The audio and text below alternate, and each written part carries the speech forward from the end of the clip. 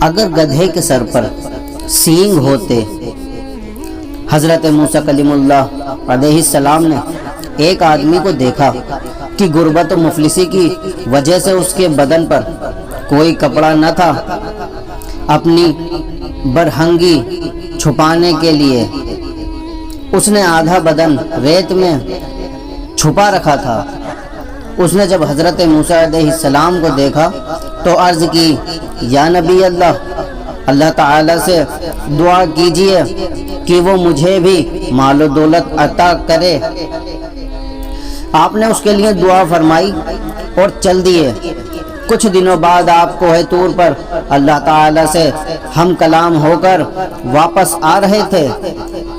اسی شخص کو دیکھا تو سپاہی اسے گرفتار کر کے لے جا رہے تھے اور لوگوں کی بھیڑ تماشا دیکھنے پیچھے لگی ہوئی ہے۔ آپ نے لوگوں سے پوچھا، اس کی یہ حالت کیوں ہے؟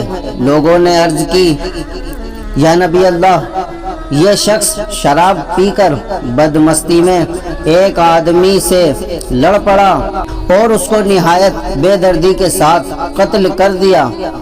اب اسے قصاص کے لیے لے جا رہے ہیں۔ مسکین بلی کو اگر پر لگ جاتے تو دنیا میں چڑیوں کا بیج مار دیتی۔ بیل کے دو سینگ اگر گدھے کو لگ جاتے تو وہ کسی کو اپنے قریب نہ بھٹکنے دیتا۔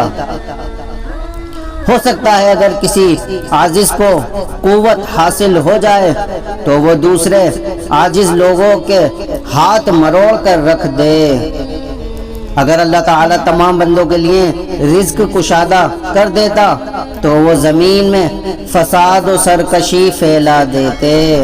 وہ جو تجھے تونگر نہیں بناتا وہ تجھ سے زیادہ تیری مصلحت کو جانتا ہے۔ سرکار دو عالم صلی اللہ تعالی علیہ وسلم کا ارشاد ہے، وہ شخص کامیاب ہو گیا جو مسلمان ہوا اور بقدر کفایت رزق دیا گیا اور اللہ نے اسے دیے ہوئے پر قناعت دی، یعنی جسے ایمان و تقوی، بقدر ضرورت مال اور تھوڑے مال پر صبر، یہ چار نعمتیں مل گئیں، اس پر اللہ کا بڑا ہی کرم و فضل ہو گیا، وہ کامیاب رہا اور دنیا سے کامیاب گیا۔ پیارے اسلامی بھائیوں، ہمیں ہر حال میں اپنے رب تعالیٰ کا شکر ادا کرتے رہنا چاہیے، کیونکہ ہمیں نہیں پتا کہ ہمارے حق میں کیا بہتر ہے، اور ہمارا رب سب سے بہتر جاننے والا ہے۔